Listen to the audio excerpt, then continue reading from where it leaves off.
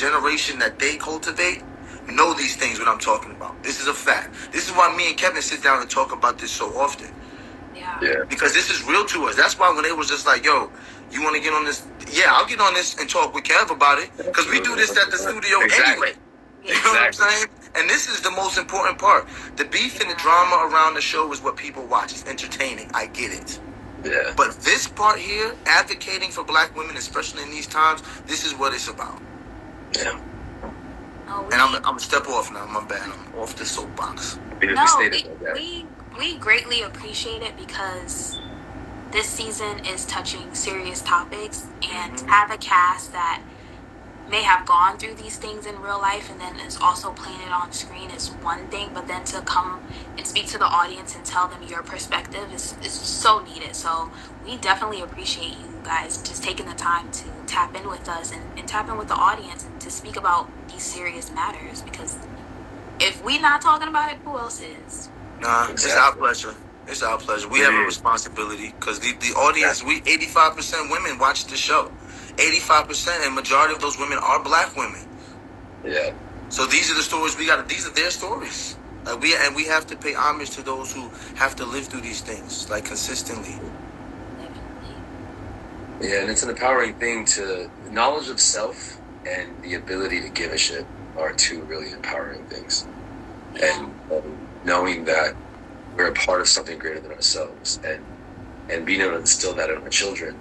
And also to know what it means to be vulnerable and feel our things and how to show up for people, right? And then in relation to knowing each other, just like Devale stated, like taking the time to, especially when it comes to your partner, right? Like learn each other, know each other, understand the different dynamics, the different stages of the cycle, understand the different dynamics of the pregnancy, understand what's happening, and being able to listen to the body, being able to show up and explore and stay tuned in is paramount, right? It's paramount. And so the ability both for black women to have greater knowledge of self and their bodies and their processes so that they're more tuned in, and then for the partners to do the same, so everyone's like locked set in. You're a unit, you're a team, you're a squad, dialed in, right? That's so important, and in every way, you know what I mean? So it's a very important focus, and to me, these are the things that are actually happening in the world. So why wouldn't we talk about them?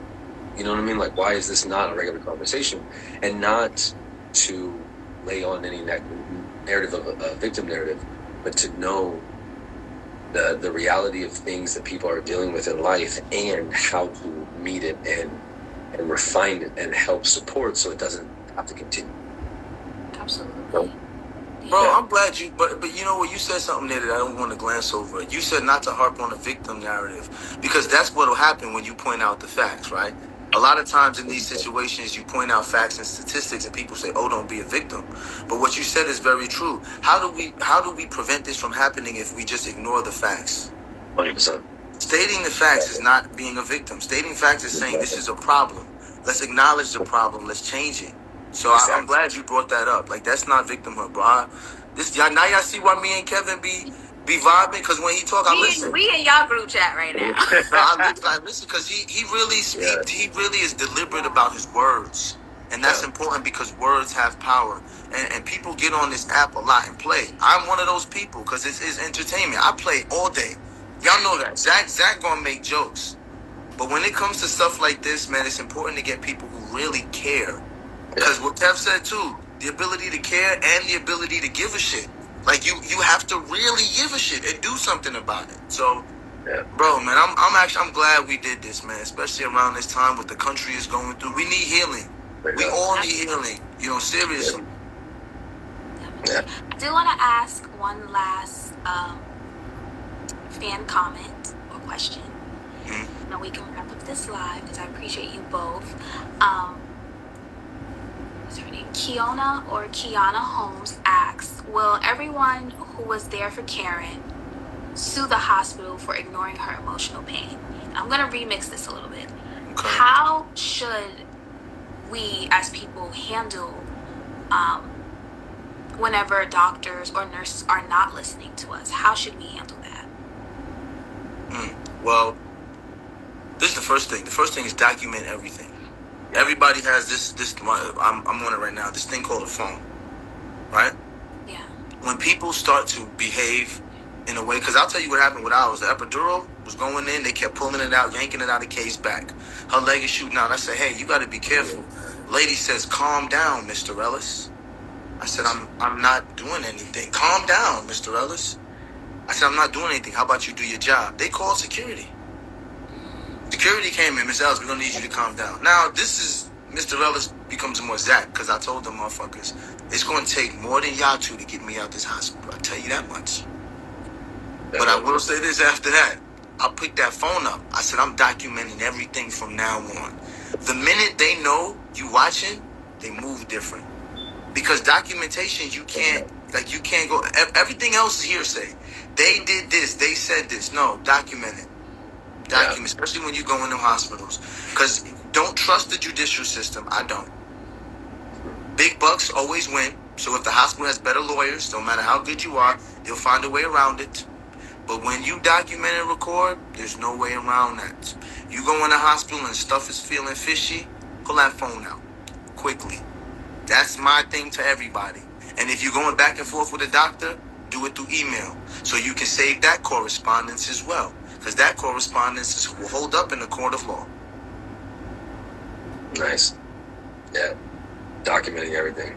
Evidence. Tangible things that can be brought to light. Especially because you don't want to get caught up in the here's like who said what and what was done with no tangible recourse. Because like it's, you know, for everything that ideally we'd like to see the world function in actual care, a lot of people just like to save their own assets, right? So accountability can be scarce in different containers, and so being able to document and keep track of, because again, and accountability is necessary, and sometimes it doesn't always come effortless, but it's necessary to keep doing the things that help support that being in place. You know what I mean? Because if it's, especially when it's in a setting like a hospital, because you're dealing with people's lives, and if people are in the hospital, right, it's because there's something, whether it be in this case, you know, pregnancy, but there's different things happening. And so, and as Devale, what you stated, I have friends of mine who actually live in Atlanta, and sometimes I'm in town, I stayed with them, and they had a baby, and they had some like health complications. They the first like 6 months of the baby's life was in the hospital, and they would go, and there were certain things the doctor would tell them, and they knew something was off, and they had to keep pushing to get other opinions and other things. And one day he just had it, and he hit his threshold, and they were like, "Calm down," right? And he was like, "What? Calm down. I'm fine. Well, I want to know why I'm doing the thing, right? Like, why are we not doing the thing we're supposed to do?" And it's like, and you know, to really, and what it means to take a stand, and not obviously to get yourself in trouble, but to ensure people get the picture and the message. And because the other side of this is like, people don't always, we're not functioning where our entire civilization knows how to see beyond their personal reality. That is true. Yeah. Right? So they bump up against the like empathy and the considerations we talk about what other people may be going through, especially if they work in a place where it's a constant. And if they don't stay present, they can get numb to that. Right? Like they can start to get apathetic, and that's, especially in those kind of settings, that's where shit gets really risky, right, for the health and well-being. So being able to assert and stay on and be tuned into, and then document, all of those things are necessary to ensure you're getting the best outcome possible, and also to ensure to the best of your ability that accountability is being had. Yeah. Definitely. Mm-hmm. Well, Devale and Kevin, I appreciate the both of you for having this conversation with us. It was necessary, it was needed. I've learned a lot from this conversation. I'm sure our audience definitely has as well. So thank you both, and everyone, tune in next week for episode 3 and just the whole season, because we're talking about some real stuff on Sistas. So Yes, ma'am. I hope you guys enjoyed this wind down. Well, we appreciate y'all. Y'all know I enjoyed my wine because there ain't no more left in this cup. We appreciate you. Kev, my dog, I'm going to say this. No pause. I love you, bro. I do, bro. You know what I'm saying? Like, I love you, man. Like, keep being a dope dad and helping all of us be better humans, man. I appreciate you, bro. Same, bro. I appreciate you, too. I rock with you any day of the week. You know that. Without Yes, question. We got to have more of the guys on. Yeah, hey, we here for it. We're here for We here for it, man. I love y'all. Yes. Love y'all. Well, Yeah, thank you all. you. Very much. Peace.